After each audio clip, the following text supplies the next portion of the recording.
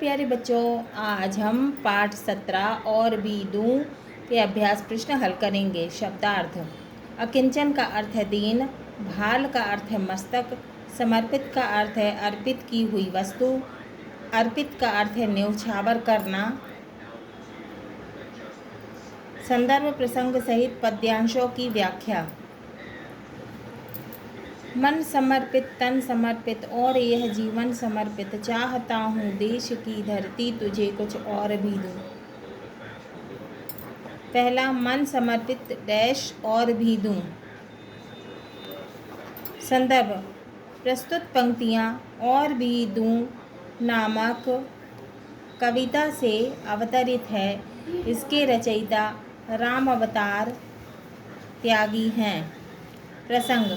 प्रस्तुत पंक्तियाँ मैं कवि देश पर अपना सर्वस्व त्याग देने को तैयार है। व्याख्या।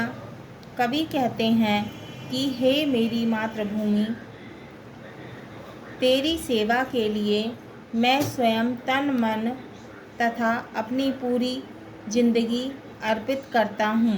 इन सब के अलावा दूसरी वस्तुएं भी यदि मेरे पास हैं तो उन्हें भी मैं तुम्हारे लिए अर्पित करने के लिए तैयार हूँ। भाल का अर्थ है मस्तक, शीश। मल दो का अर्थ है लगा दो। आशीष का अर्थ है आशीर्वाद।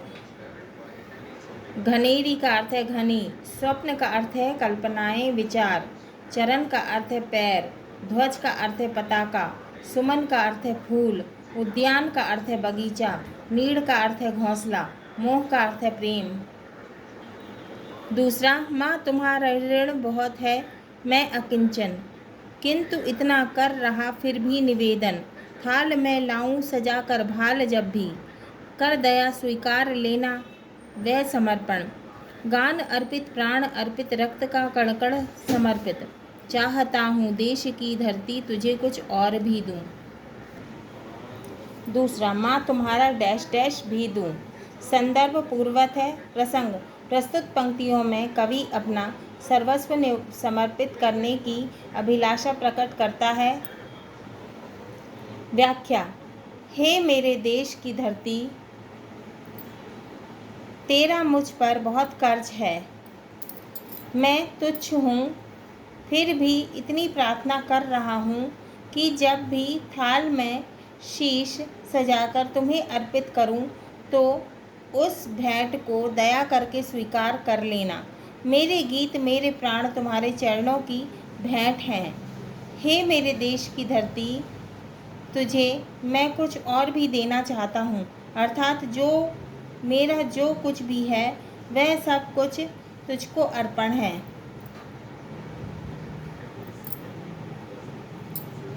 मांझ दो तलवार को लाओ न देरी, बांध दो कसकर कमर पर ढाल मेरी। भाल पर मल दो चरण की धूल थोड़ी, शीश पर आशीष की छाया घनेरी। स्वप्न अर्पित, प्रश्न अर्पित, आयु का क्षण क्षण समर्पित, चाहता हूँ देश की धरती तुझे कुछ और भी दूँ।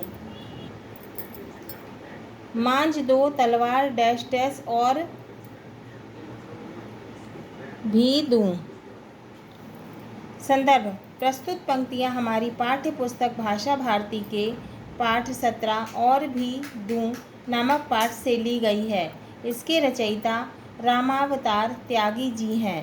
प्रसंग। इन पंक्तियों में कवि मातृभूमि की रक्षा के लिए शत्रु से टक्कर लेने को तैयार हैं। वह सब कुछ मातृभूमि पर न्यौछावर करना चाहता है।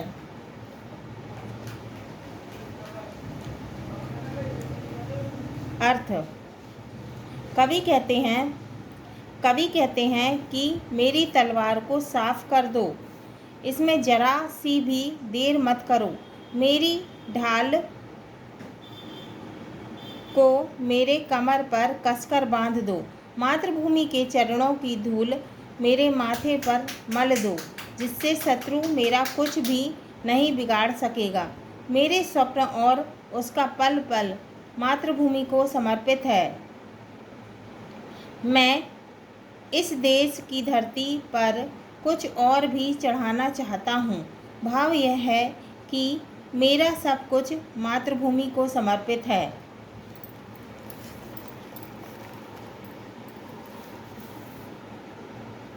तोड़ता हूँ मोह का बंधन क्षमा दो, गाँव मेरे द्वार घर आंगन क्षमा दो। आज सीधे हाथ में तलवार दे दो और बाएं हाथ में ध्वज को थमा दो। ये सुमन लो, यह चमन लो, नीड़ का तृण तृण समर्पित। चाहता हूँ देश की धरती तुझे कुछ और भी दूँ, तोड़ता हूँ डैश और भी दूँ। संदर्भ: प्रस्तुत पंक्तियाँ हमारी पाठ्य पुस्तक भाषा भारती के पाठ 17 और भी दूँ नामक पाठ से ली गई है। इसके रचयिता राम अवतार त्यागी जी हैं। प्रसंग: इन पंक्तियों में कवि मातृभूमि की रक्षा के लिए दाएं हाथ में तलवार और बाएं हाथ में झंडा पकड़कर रण क्षेत्र में जाना चाहता है। अर्थ व्याख्या: कवि कहते हैं कि मैं अपने परिवार का मोह का बंधन तोड़ता हूँ, मुझे माफ़ करो, मेरे गांव घर आंगन को छोड़कर जा रहा हूँ, मुझे क्षमा करो। आज मेरे दाएं हाथ में तलवार और बाएं हाथ में झंडा पकड़ा दो। इस तरह हे मेरे देश, ये सभी फूल बगीचा तथा मेरे घोंसले का तिनका तिनका भी तेरी सेवा में अर्पित करता हूँ। इस प्रकार मेरे पास जो भी अन्य वस्तु हो वह भी मैं हे मेरे देश की धरती तेरी सेवा में समर्पित करता हूँ।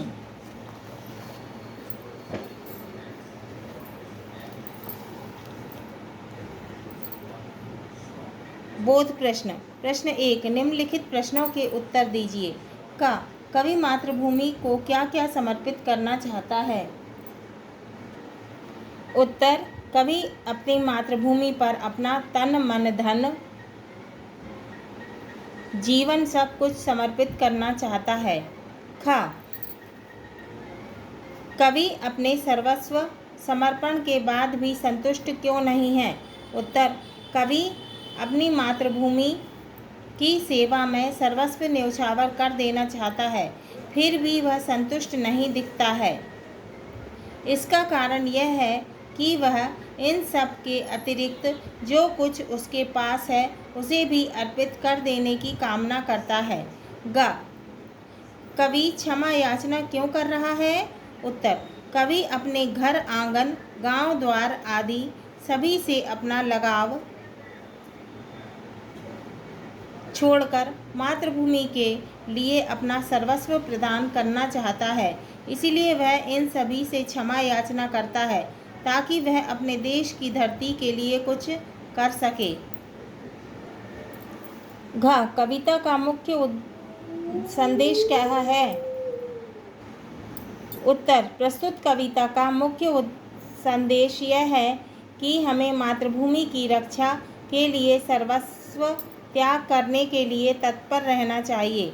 हमारा राष्ट्र व्यक्ति तथा समाज से बढ़कर होता है, अतः हमें अपने राष्ट्र की सेवा की रक्षा को सर्वोपरि समझना चाहिए। प्रश्न 2, निम्नलिखित भाव कविता की जिन पंक्तियों से प्रकट होते हैं उन पंक्तियों को लिखिए। का मोह माया के बंधन को तोड़ना। उत्तर: तोड़ता हूँ मोह का बंधन क्षमा दो। खा संपूर्ण आयु को समर्पण करना। उत्तर: आयु का क्षण क्षण समर्पित। गा बलिदान के लिए तत्परता। उत्तर: मन समर्पित, तन समर्पित और यह जीवन समर्पित। प्रश्न 3, निम्नलिखित प्रश्नों के उत्तर सही विकल्प चुनकर लिखिए दीजिए। का प्रस्तुत कविता का मुख्य भाव क्या है? पहला, मातृभूमि के प्रति आदर। दूसरा, मातृभूमि के लिए सर्वस्व समर्पण की चाह। तीसरा, मातृभूमि की महानता का गुणगान। चौथा, मातृभूमि से क्षमा याचना। तो इसका उत्तर है तीसरा, मातृभूमि की महानता का गुणगान। ख कवि अपने जीवन, घर, परिवार और गांव से क्षमा याचना करता है क्योंकि वह पहला, इनके प्रति दायित्व निर्वाह नहीं करना चाहता। दूसरा, इनकी अपेक्षा देश के प्रति दायित्व निर्वाह की महत्वपूर्ण मानता है। तीसरा, इनके प्रति दायित्व निभाने में स्वयं को असमर्थ पाता है। चौथा, इनसे छुटकारा पाना चाहता है। तो इसका उत्तर है दूसरा। इनकी अपेक्षा देश के प्रति दायित्व निर्वाह को महत्वपूर्ण मानता है। भाषा अध्ययन। प्रश्न 1, निम्नलिखित शब्दों के शुद्ध उच्चारण कीजिए। ऋण, स्वीकार, मांझ, बांध, शीश, आशीष, तृण। प्रश्न 2, निम्नलिखित शब्दों का शुद्ध उच्चारण एवं लेखन कीजिए। समर्पित, अर्पित, प्राण, त्राण, नम, चक्र, ट्रक, ट्रंक, गर्वित, हर्षित, धर्म, प्रभाव, द्रव, क्रम, ताम्र, शुक्र, ध्रुव, प्रभाव, द्रव, क्रम, ड्रम, राष्ट्र और ड्रामा। प्रश्न 3, निम्नलिखित शब्दों का वाक्यों में प्रयोग कीजिए। समर्पित, आंगन, ध्वज और आशीष।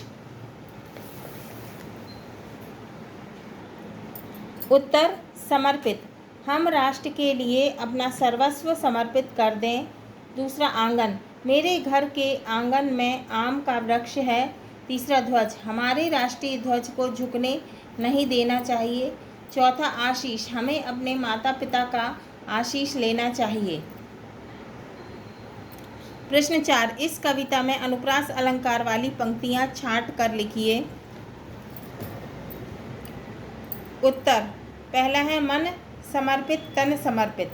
इसमें सावर्ण बार बार आया है, सावर्ण की बार बार आवृत्ति हुई है, तो ये क्या है? अनुप्रास अलंकार। दूसरा है शीश पर आशीष की छाया घनेरी। इसमें शावर्ण बार बार आया है। तीसरा, रक्त का कण कण समर्पित। इसमें कावर्ण बार बार आया है। चौथा, आयु का क्षण क्षण समर्पित। इसमें छ वर्ण बार बार आया है। पांचवा, नीड़ का तृण तृण समर्पित। इसमें त्र बार बार 2 बार आया है। प्रश्न 5, रिक्त स्थानों की पूर्ति कीजिए। माँ तुम्हारा ऋण बहुत है, मैं अकिंचन। तो खाली स्थान में आएगा ऋण बहुत है, मैं अकिंचन। किंतु इतना कर रहा फिर भी निवेदन। इसमें किंतु इतना कर रहा खाली स्थान में आएगा। थाल में लाऊं सजाकर भाल जब भी। तो इसमें क्या है? सजाकर भाल जब भी। कर दिया स्वीकार लेना वह समर्पण। इसमें स्वीकार लेना खाली स्थान में आएगा।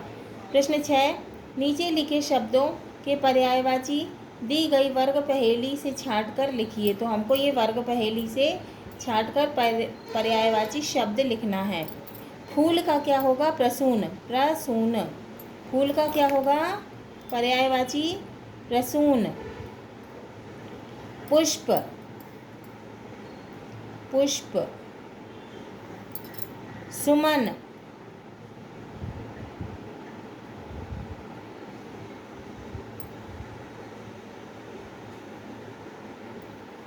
सुमन।